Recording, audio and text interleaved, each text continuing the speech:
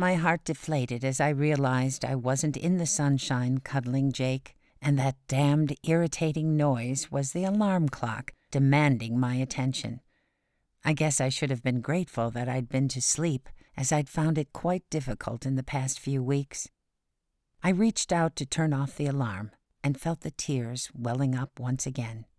I took his casket to bed with me every night. I just needed to feel he was still near. I'm sure I'm not the first person to have done this. It was comforting to know he was right there beside me during those sad, restless nights when memories deny you a restful sleep. Knowing he was home again helped me through that awful time. Unable to jump on the bed anymore, Spike was laid on the floor at my side of the bed, his tail beating in rhythm, waiting for his breakfast. His tail no longer wagged at the speed of light, but there was still plenty of wagginess left in it. I leaned over and stroked his huge head. Thinking aloud, I whispered, "Oh, my lovely old Spiky boy. I know you're missing him too. How are we going to manage without him?" Judging by his response, the only thing Spike seemed to be missing right at that moment was his breakfast. Wearily, I got out of bed, picked up the little casket, and went to the stairs. I always walked down in front of Spike these days, as he wasn't as steady on his paws as he used to be. I popped Jake down next to his photo in the living room and went to get Spike's breakfast. Never one to let anything come between him and his food, he got stuck in and scoffed the lot before I'd had time to boil the kettle. I took my cup of tea and 2 slices of toast, one for me, one for him, into the conservatory and watched him potter about the garden.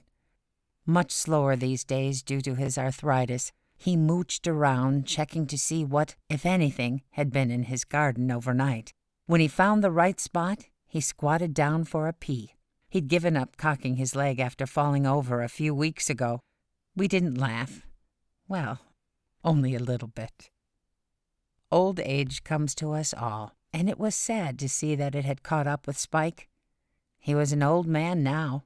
At 13 years of age, his tap-staring, water-snorting, balloon-chasing, stick-killing, bath-biffing days were behind him, and he was growing old extremely disgracefully and exceptionally stinky.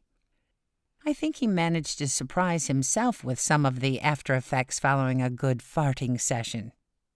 Can you imagine if they had canine Olympics? He wouldn't do too well at running. He only runs if water or taps are involved. He wouldn't do too well at obedience either.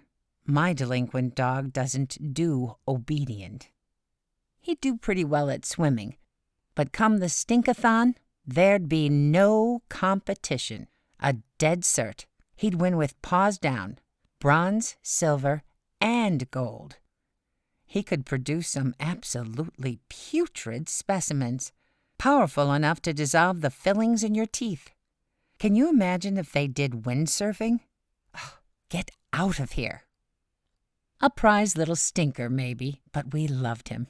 With Spike around, we felt a connection to Jake, just as in earlier years I had felt a connection to my lovely old dad when Mr. Wiggs was here.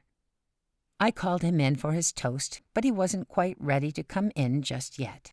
Watching him wandering around the garden made me realize that one way or another I was going to have to try and come to terms with losing Jake and go forward. Although I knew it wasn't going to be easy, I knew this little soul would help us.